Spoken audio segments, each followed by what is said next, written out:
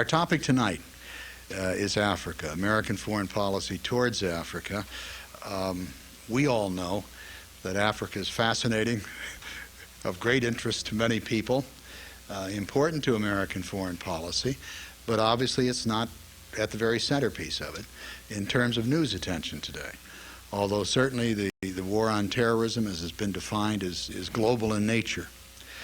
And the Council tries to be comprehensive with respect to geography and the subjects that it chooses, in that vain hope that we'll be ahead of the curve, perhaps, with respect to matters of interest. And so, of course, Africa is one of those parts of the world that we feel very strongly about turning our attention to. And we're thoroughly delighted that we're able to have the Assistant Secretary of State with us, the senior officer responsible for African affairs at the State Department. The Assistant Secretary holds graduate degrees from American University in International Economics and in Ethics from the Virginia Theological Seminary. He has served in the government with National Security Council as the African Specialist or Director of African Affairs at the NSC. He's been in the State Department at the Policy and Planning staff as an African Specialist, and in the Defense Department. For 20 years, he's had business experience in Africa, including serving as Vice President of a trading and production company dealing with commodities, and he's been a founding partner of the Scowcroft Group, where he continued to advise corporations and organizations throughout Africa on a wide variety of economic issues. Additionally, he's the author of the book South Africa, Revolution or Reconciliation. It's an interesting career, an interesting educational background, and again, as I say, we're so honored that the Assistant Secretary is with us. It's my great pleasure to present to you Walter H. Kansteiner.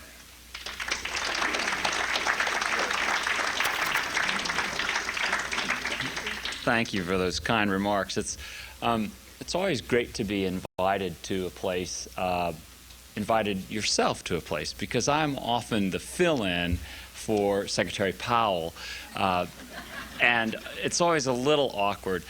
There was a big meeting on African issues in Philadelphia about 5 months ago. And Powell was all set to go. He was the featured speaker, and a lot of people were really excited about it. About 2 days before the meeting, he called me in the office and said, I'm just not going to be able to make that meeting. You're going to have to fill in for me. And so that night I went home, and I was sitting around the kitchen table with my family and my 16-year-old daughter. And I remember 16-year-olds are completely looking at the world through the lens of Hollywood. So everything is in relation to Hollywood. She said, "Oh, Dad, that's really bad news for those people." And I said, "Yeah, that is bad news for those people." And she said, "No, Dad, that is like expecting Denzel Washington and getting Danny DeVito." That was pretty tough. So anyways, it's great to be here on my own ticket, and I thank you very much. Africa is not in the center of the news every day, but the sun rises and sets every day on that African continent, and a lot goes on there. And we hopefully are paying some attention to it. The U.S. policy towards Africa is hopefully one that's dynamic and changing and flexible, but it has some very real principles, and I'd love to just spend some time this evening in going through what those priorities are. Those priorities, of course, shifted on September 11th. And became more focused on the war on terrorism. Remember, bin Laden put his first calling card down in Africa. It was our embassies in Nairobi and Dar that were bombed some 5 years ago. That was really bin Laden's first act of aggression against the United States. So Africa is very much part of this war against terrorism, still remains susceptible to those kind of terrorist attacks, and in fact is a focus that we have both in intelligence, financial flows, and what we call people flows. So these 5 principles that we have kind of decided on as our priorities, which I'd like to go through tonight, have somewhat of a chapeau on top of them, which is the war against terrorism, and that we will continue to actively pursue the Al-Qaeda's and the terrorist organizations that use Africa to wind their way through, both using it for money flows as well as people flows. But if I could, let me just spend some time on the 5 areas of interest that we are looking at. And the first is we want to get the private sector involved in Africa. There's been a tremendous amount of development assistance from all corners of the developed world that flow into Africa. And some of it has been well spent and some of it hasn't. But what we still have today is a GNP per capita for most Africans that hasn't changed in 30 years. So even with this great flow of development assistance, we really haven't seen Africa take off.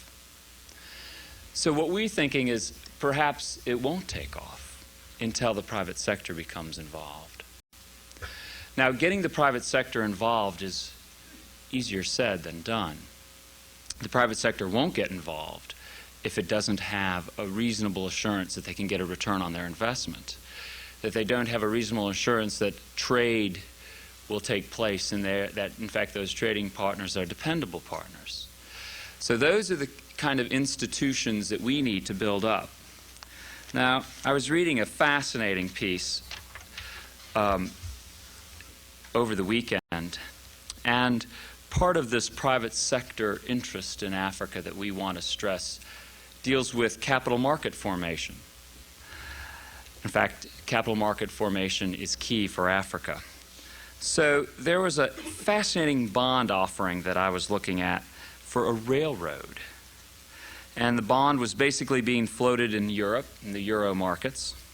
And it was for a spur line that would service the northwestern part of this country.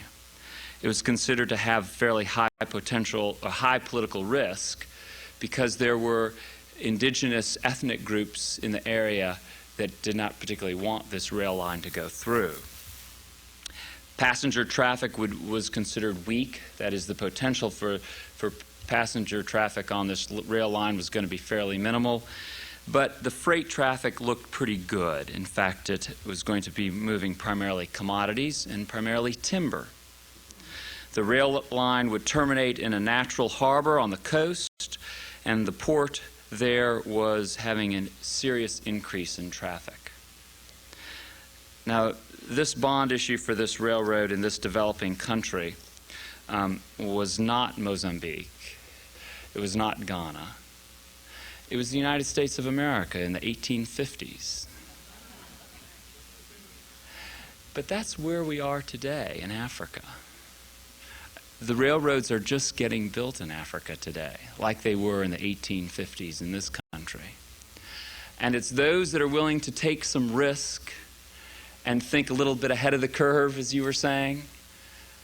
Those are the ones that I think grandchildren and great-grandchildren will in fact see that hard investment, that tough decision, that rolling the dice will pay off.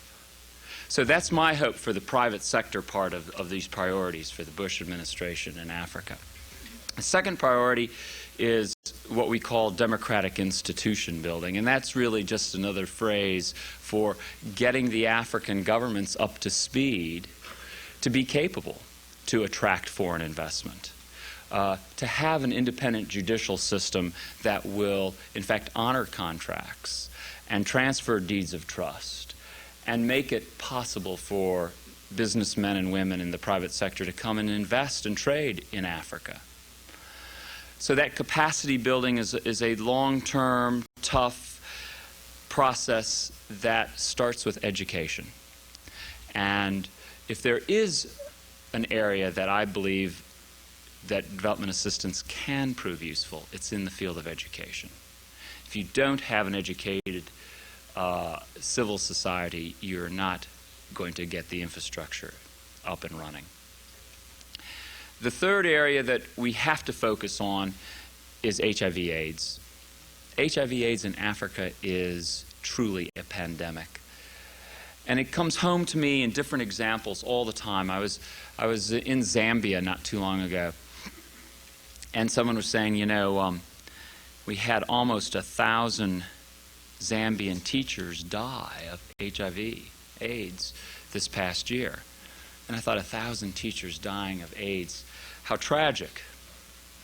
But it didn't really come home to me until they said, no, Walter, that's 10% of the teachers in the country. You know, every year we're losing 10% of the teachers in Zambia.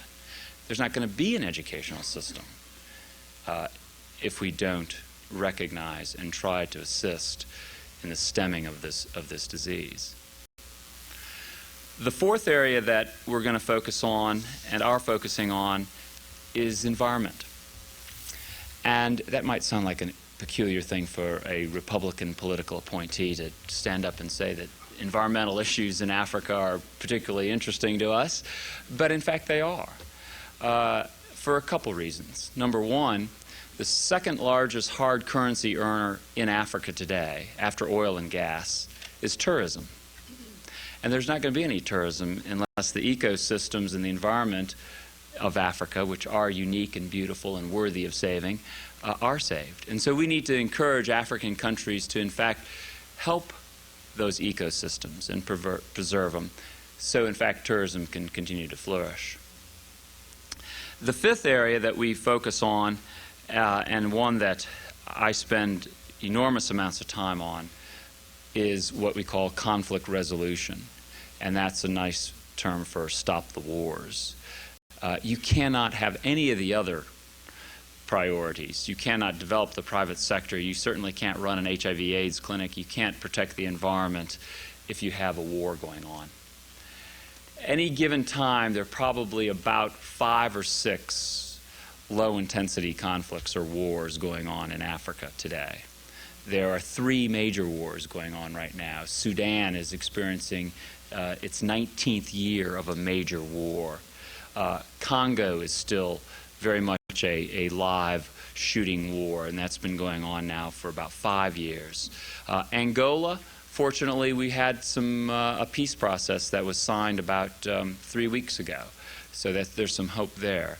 But there are other wars that are threatening, and it's an enormously complicated and difficult task to try to stop the wars that are going and also prevent the ones from springing up.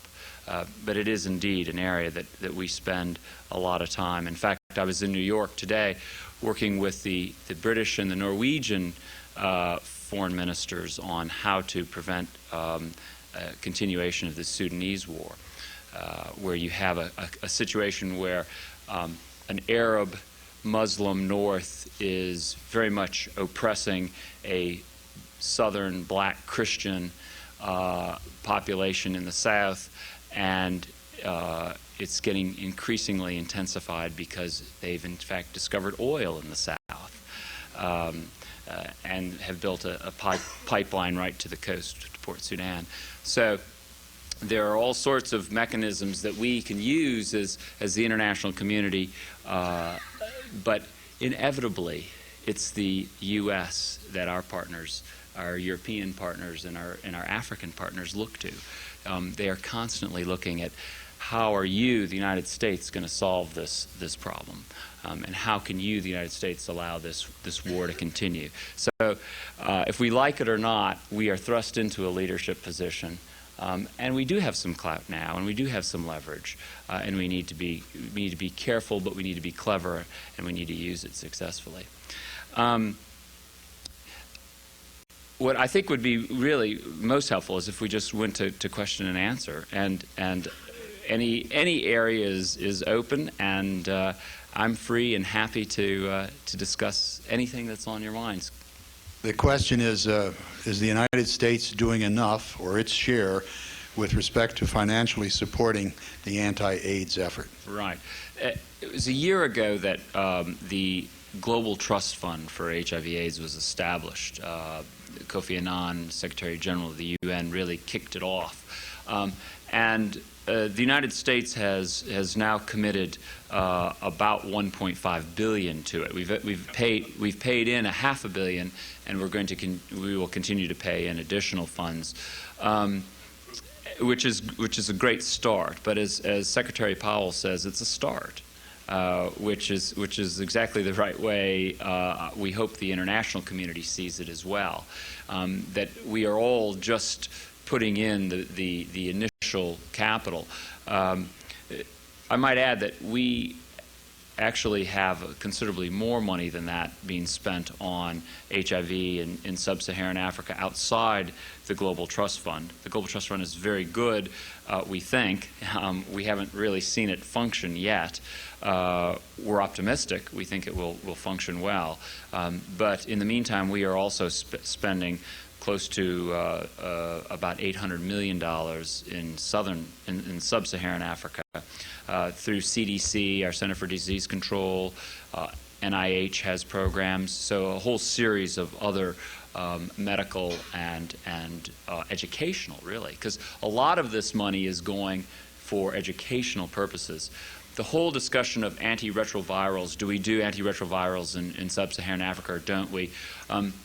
We think that, in fact, part of our policy should be some treatment, and for a couple reasons. First, some of the treatment is very easy, or relatively easy. Mother-to-child transmission, for instance, nevirapine and other similar type drugs, in fact, helps stymie that transmission to a degree of 75–80% effectiveness if the dosage is done well, and it's fairly easy. Other antiretrovirals we need to look at and see, where is it appropriate to be used, and we need to work with African governments to look at delivery systems. The other major area, of course, is education. This is a change in policy. You used to oppose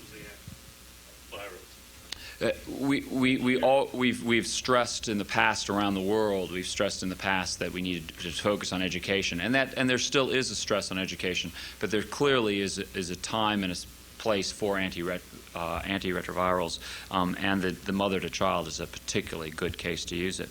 But we have seen some successes in Africa on the education front that resulted in reduction of HIV. For instance, in Uganda, 5 years ago, we had about a 15 to 18% HIV positive rate for the population of Uganda. Through heavy political leadership and very good political leadership by President Museveni and others, we have now seen that infection rate drop to about 6%. That is a huge, huge success. And quite frankly, how did it happen? Well, President Museveni did not open a grammar school, and presidents are always cutting ribbons and opening grammar schools or christening a new well in a village.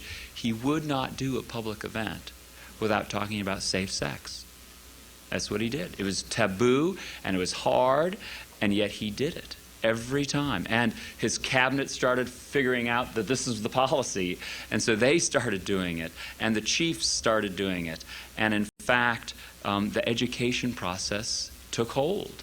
And we have seen a huge success in the sense of that dropping of the infection rate. The question was, what's the president's real position on Libya with respect to the axis of evil phrase? Right. One of those bizarre little State Department bureaucratic tricks is to always, point to some other guys and say that's his problem.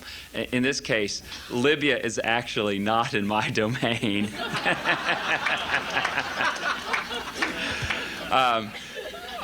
It's actually the guy that does Middle East, and I'm glad it's there. But I will tell you this. I see Gaddafi's hand at work all through sub-Saharan Africa, which is my domain. I see Gaddafi's very, very detrimental influence in West Africa, for instance, in Liberia, in Sierra Leone.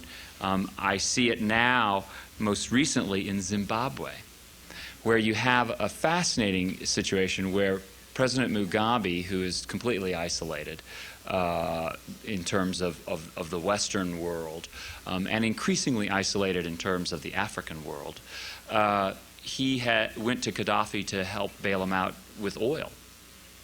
And he got a concessionary deal where he pays Gaddafi in Zimbabwe dollars in Zimbabwe for the petroleum. So what does that mean? It means that the Libyans are sitting on this pile of Zim dollars in Zimbabwe. Well, what do they do with it? They're buying up all the assets of Zimbabwe. I mean, you know, they're buying lots and lots of property and other things in Zimbabwe. So I see Gaddafi's hand playing all through the continent, and it worries me. The main question, I think, is what is the United States doing to aid South Africa as it faces their AIDS problem in particular?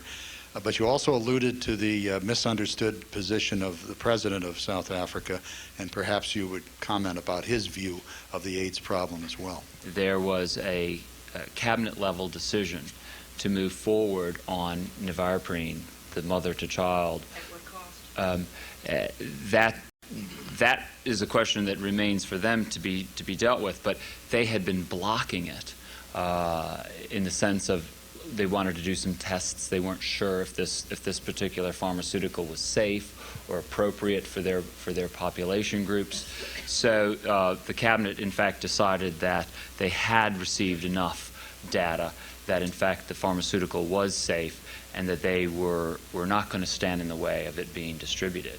Now, that doesn't say that they are ready to go out and buy large quantities and make this available to every pregnant woman in South Africa. Now, what are we doing about it? You know, our job, number one, is to try to get a government to look at the dilemma in a serious, realistic light. And quietly and diplomatically, we have been encouraging the Ministry of Health and other institutions down in South Africa to look at how other countries, in fact, have dealt with these issues of education, but also of distribution. We have been working with the American and European pharmaceutical houses that, in fact, manufacture some of these antiretrovirals, and in fact, GlaxoSmithKline and a couple others, including Pfizer, have been very, very much out in front and willing to donate at cost a lot of these antiretrovirals. That's private sector donation. That's terrific. We can encourage it. We need to encourage that. But from a government point of view, I think our focus has got to be on working with their government agencies and their medical and health bureaus to get them at least up to speed on what is available out there in terms of both medicine but also education.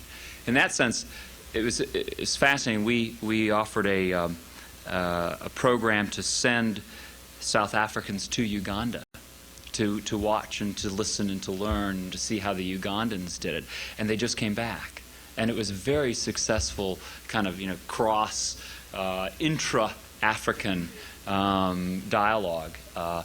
You're right, it's not completely applicable. You can't just take what you learned in Uganda and plunk it down into South Africa, but there are clearly lessons that they learned from each other, and they were very, very appreciative. In fact, they're going to go back.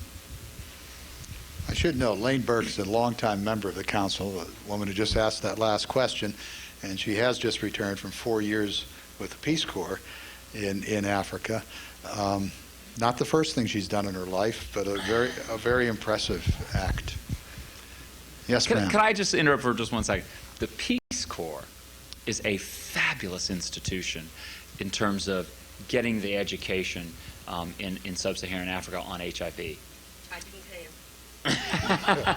But when you think about it, Peace Corps are these volunteers that live often in rural or small towns.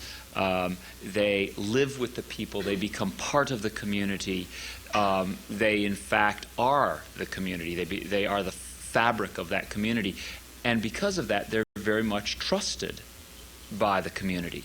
And so when they do their education and when they talk about safe sex and how you contract HIV and how it then turns into AIDS, it's because of that loyalty that they have built up, because they are members of the community, that they're listened to.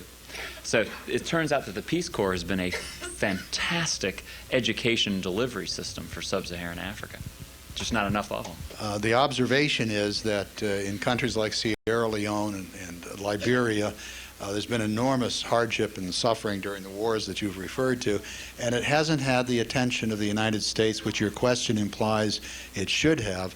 So would you comment on the difficulties and the American obligations with respect to that? Absolutely. And I would have to agree that Sierra Leone probably demonstrated the ugliest, toughest, meanest type of warfare that we have seen in Africa in a long, long time. I mean, it was absolutely devastating what these rebel bandits did in an effort to collect and in fact secure a diamond-producing area.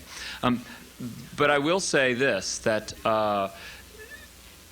in the last 2 years, about half a billion U.S. taxpayer dollars have been spent on Sierra Leone. So we have not ignored Sierra Leone. The American taxpayer has contributed heavily towards bringing peace to that country. And I will also say, and we need to all knock on wood and say a prayer, that peace is holding. There's going to be an election in Sierra Leone at the end of May. And it will be hopefully reasonably democratic and reasonably free and fair. Sierra Leone has come back from an absolute nightmare to a country that still has tremendous problems, but it is on the way back. It is on the right road. We have, I think, the U.S. taxpayers to thank for helping the UN get motivated and in fact pay for those peacekeeping troops, and that's what most of our money is doing there, paying for peacekeeping troops to maintain the order and law in Sierra Leone. But we also have a lot to thank to the British. The British put in a lot of their own Marines, paratroopers, that in fact secured the peace in Sierra Leone and stopped the fighting and divided the belligerent parties, much at risk to their own people. In fact, they lost quite a few Marines in that expedition. So, in fact, I think the international community did well. Slow off the mark, which we often are, but in fact the international community did well in 99 and 2000 and now in 01 and 02 to in fact assist the good people of Sierra Leone to get their country back on some kind of track. Give us a short account of the peace process in the Sudan and Liberia. Right. On Sudan, the president appointed a special envoy for Sudan back in September, former Senator Jack Danforth from Missouri. And Jack has done a superb job of pulling together some basic due diligence on what's happening in Sudan. And his recommendation to the president on what might happen and what we should do is about to be presented, probably end of this week or early next. Senator Danforth decided the best way to test to see if Sudan really is ready for peace is to throw out some challenges to the two belligerent parties. The Arab Islamic State based in Khartoum, as well as the SPLA, which is the Southern People's Liberation Army, the black Christian group in the south. And put out some tests to see how serious they really were about this thing called peace, or in fact if they were just simply wanting to continue the war. So he put out 4 tests, and in fact both sides agreed to the 4 tests. There was one that was a Nuba Mountain, which is a section of Sudan, a ceasefire and a peace process that would actually hold in the Nuba Mountain region, which is still holding. and it has for the last 2 months. He did a test on days of tranquility.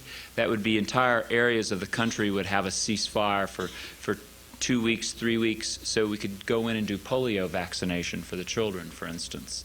The third test was, in fact, a cessation of civilian bombing. Some of you that follow Sudan know that there's been tragic examples of where the Sudanese government would, in fact, bomb refugee centers where they were doling out food. So that was a third test they all agreed to.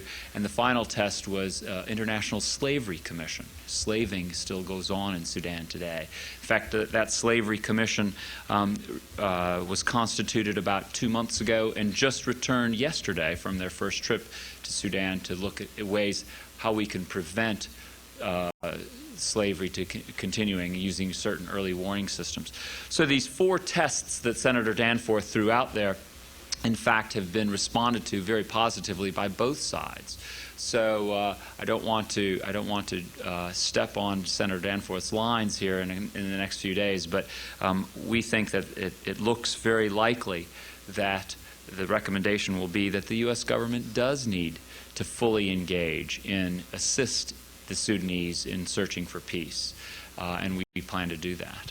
On the Liberia front, that one is being dominated by, of course, politics within Liberia that Charles Taylor, the president, continues to manipulate in a very draconian fashion. The opposition is given very little space. There has been some rebel activity in the last 2 weeks. To what extent those rebels represent civil society, we don't know.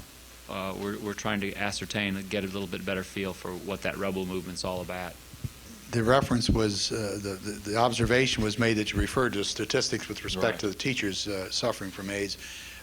The reference was to the entire populations, and the question was, what is the United States doing to encourage other nations to contribute to the financial base for the effort? Well, we're trying to shame them. We have put in far more than any other country, for instance, into the HIV/AIDS Trust Fund. We have spent considerable more real dollars than any other country on HIV in sub-Saharan Africa. So we do, in fact, try to encourage our European and East Asian allies in assisting and joining in this war against HIV. Would you comment upon the development of and utilization of infrastructure as opposed to aid programs, and especially in those countries which perhaps are already developing those infrastructures? Great question. I definitely got to get you a glass of wine or something for asking me that question. The real heart of what you're asking is, those countries that are doing it right, how can we reward them? And it comes down to a question of selectivity. President Bush announced a couple weeks ago down in Monterrey, Mexico, that we were going to launch what he's calling the Millennium Challenge Account. And this is actually really good news for Africa. We, quite frankly, don't have all of the specifics worked out. There's interagency stuff going on right now, and the food fight is just beginning. But we are coming to the point where we all agree that the foundation for this Millennium Challenge account is an additional $5 billion every year. We're going to ramp up to that. It'll take a couple years to ramp up, but once we get there, it'll be $5 billion a year. But it will be geared at emerging market countries that have done the right thing. And there are 3 criteria that we have all kind of, we all, meaning State Department, Treasury Department, and the White House have all kind of agreed on, and that is good governance. That is, that there's some kind of government that is transparent, that is reasonably democratic, and it functions.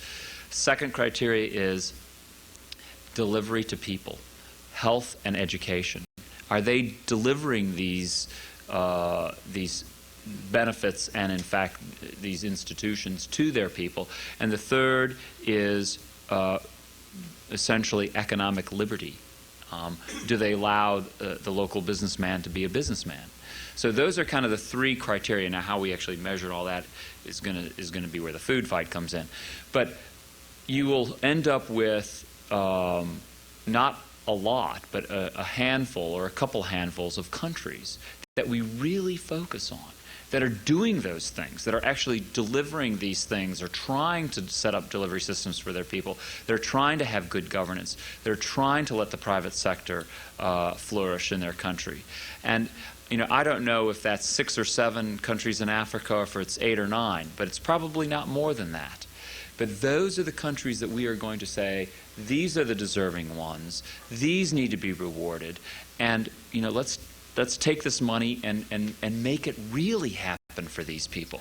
Now, meantime, what about all the people that are, all the countries are getting left behind? Well, they're not going to get left behind. That's where AID, an Agency for International Development, will continue to get those countries up to that threshold where they then really can take hold of some of this new development and this new resource. My hope, just personally, is that it doesn't simply go into more ODA type things, although there's certainly times and places for that needs to be increased too. But we use the private sector, we use hospital associations, and we use pharmaceutical houses, and we encourage the private sector to get involved in it. Would you comment about the importance of tribal differences and problems for other aspects of African life? Right. And it's tribal and ethnic definitely, but even country to country there's huge differences. And I think back to the 60s and 70s and 80s in this country, how we viewed, say, Latin America. And even as recently as 5 or 6 years ago, when we had serious economic downslide in Asia, which then had the flu effect, and we lumped Latin America together. For instance, Brazil and Argentina, there was no difference, and the Mexican, everything got dumped on. But now, fast forward 5 years, and in fact, there is a differentiation going on in Latin America. Argentina comes under severe macro and microeconomic pressure, and Brazil doesn't. How did that firewall get built? Well, it got built because of knowledge. It got built because our markets became more sophisticated. Our markets understood there was a difference between Brazil and Argentina that maybe 10 years ago we didn't. And we did lump the Mexican peso in with Argentine. And so I think with education, sophistication, a better understanding of the differences, you get that more selectivity of type response. On the African side, we got a long way to go. Let's be honest, most Americans don't know the difference between Mali and Malawi. And there's a big difference between Mali and Malawi. So there's a huge education gap that we, the Western world, have got to fill. There are 50 countries in Africa. They are very different culturally, ethnically, religious, language. There are 312 languages and dialects spoken in Africa today. It is a diverse, complicated continent. And part of my job is to, in fact, start bringing out some of that differentiation, start bringing out why these countries are different. And this kind of comes back to what you were saying. Let's pick a couple of winners and really reward them, because there are differences. Would you comment on the relationship between institutional corruption and the emergence of democracy and good government? Well, actually, I think lack of corruption or no corruption and increase sophistication and democratic systems go hand in hand. I mean, basically, the more democratic and the more transparent your political process is, the less corrupt you're going to be. They have, you know, direct parallel. Corruption is a major problem in the continent of Africa. I mean, a major, major problem. When you look at reasons why American businesses do not invest in Africa, do not put down FDI, foreign direct investment, one of the major reasons is, in fact, corruption. That there is a feeling that if they enter into some kind of foreign direct investment, that either they're going to have to make some payoffs up front, or down the line they're going to get hit up. And they're not willing to, the American corporations aren't willing to do it. So, again, it's an educational process, but I think and I hope that the African governments are starting to actually understand that foreign direct investment will never completely flow and flow like it should until they get rid of that corruption. It's a hard process, though. Can you explain what some of the factors were that might account for a particular professional class, teachers, having such a high incidence of HIV? Right. But, you know, HIV in Africa cuts across every ethnic, language, religious, socioeconomic divide that you can imagine. So it's from the rural peasant to the urban city dweller who's a bank president. It cuts all the way across. Generally, and I'm not an infectious disease expert at all. Maybe you all could help me here. But generally speaking, those middle class people that can afford, and in cultural terms, afford is the correct word, afford multiple partners, are more susceptible to the virus, simply because they have multiple partners.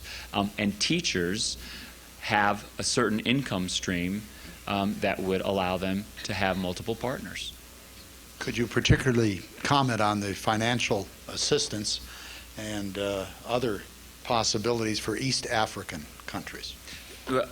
East Africa is, I think, a very hopeful part of the continent in the sense that wonderful natural resources, populations that are eager and willing to be entrepreneurs, want to be entrepreneurs. I just came back from a fascinating trip through the continent where I took 7 private equity fund managers that do nothing but invest in Africa. And together they probably represent about $1.5 billion under management, assets under management. We got an airplane and we basically went around Africa drumming up deal flow. And we stopped in Johannesburg, South Africa, Accra, Ghana, and Nairobi, Kenya. And we had put out the word through our embassies that these 7 private equity fund managers were coming. They were looking for businesses to invest in and deals to go in with and partner with. And the African entrepreneurs that came to deliver their 30-minute venture capital pitch was unbelievable. These guys, I mean, believe me, the private sector is alive and well in Africa. They said 3 things. 1, help us get our governments off our backs. 2, help us with some financing. And 3, help us with some technology transfer. You know, if you can do those 3 things, we're ready to rock and roll. We're ready to make some money and create some businesses.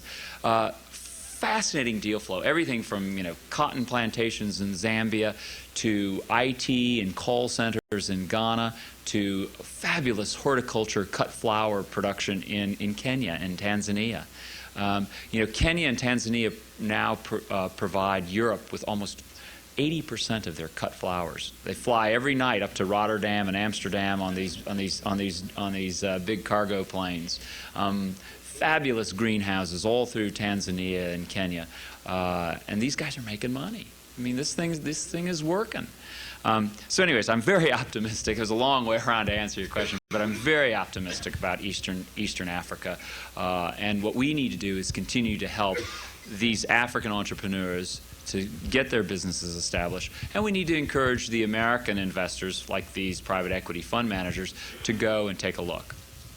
How do you connect the problems with the solutions specifically? Yeah. The short answer is I don't have enough people. I need more. And bureaucratically, I'm always fighting for more.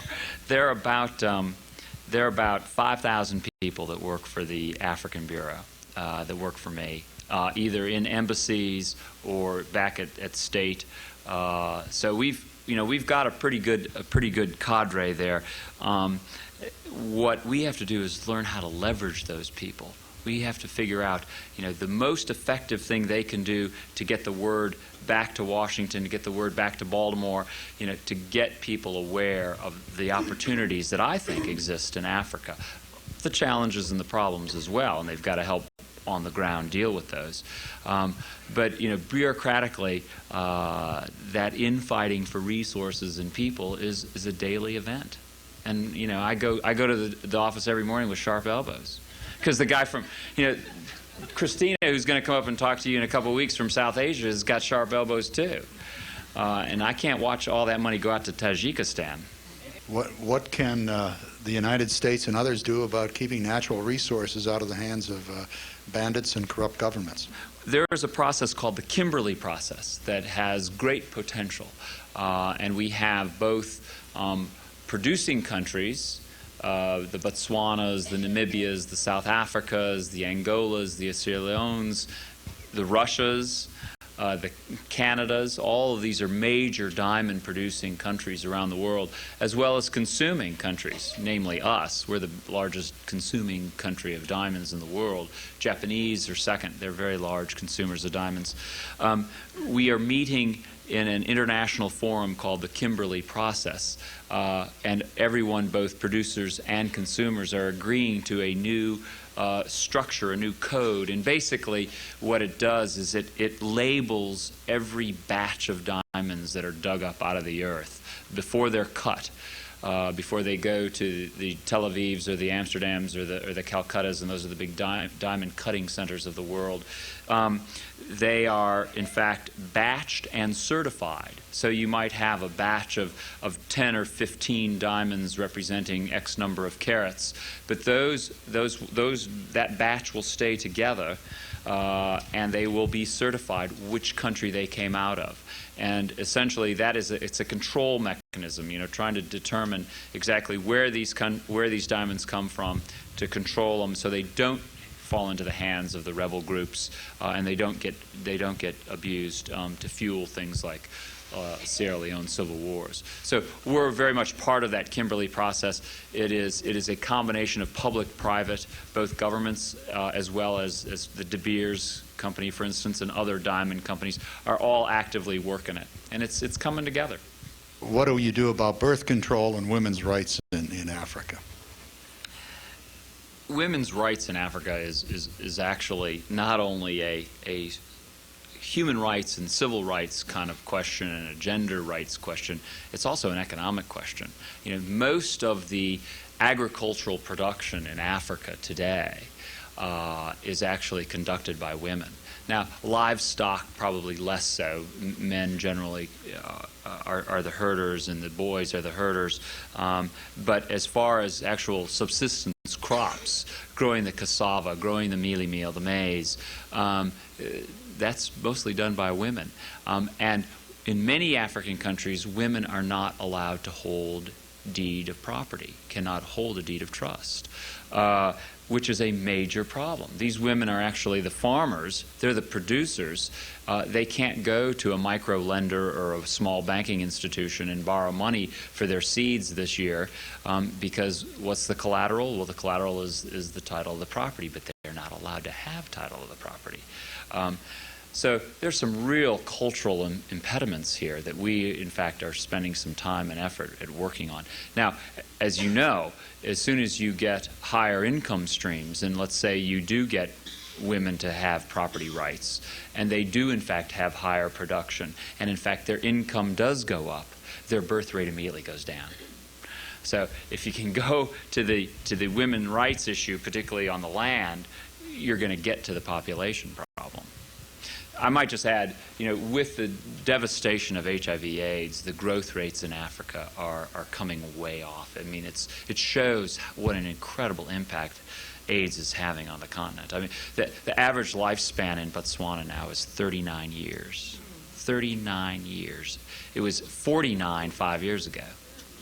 Discuss what the government's thinking is with respect to preserving the great rainforest and socially ensuring that the people of the area get economic benefit from it. Well, I'm going to have to get you a glass of wine, too. Thank you for that question. We are working right now on a debt equity swap process where the debt, in this case Gabon, which has a part of the Congo River Basin that has that last fantastic rainforest in the heart of Africa, where Gabon, in fact, we will sell our bilateral debt to the private sector, hopefully conservation groups. They will buy that debt at a discount, and then they will negotiate, and we will assist and negotiate a deal with the Gabonese government to either purchase timber concession rights, and in fact therefore put an easement on huge blocks of land, or get a management contract. So, Conservation International or World Wildlife Fund or a consortium of our NGOs would go in and basically preserve massive tracts of that Gabonese Congo River Basin rainforest. We're working hard on getting that debt equity swap to happen. As you probably know, the debt equity swap idea for conservation was developed in Latin America, in Amazonia and a couple other areas of Latin America a decade or so ago. We're just basically borrowing the same model and moving it to the Congo River Basin in Africa. The second part of your question is also an area that I'm particularly interested in, and we are funding groups to do community conservation, and that's really what you're talking about. Community conservation is getting the locals to buy in why they need to preserve the wildlife, why do they need to preserve the ecosystems, and the why is because then you get these eco-tourists to come, and in fact there is hard currency to be earned from it. And if you allow poaching or participate in poaching, it's short-term gain, long-term pain, and you're not going to get the eco-tourists to come. But that's an educational process, too, to get that community conservation buy-in. But it's happening. I mean, you look in Botswana, for instance, and that whole Chobe area and Zambia, it's fantastic. I mean, there really is local community buy-in to it. We thank you enormously. Thank you very much. Appreciate it.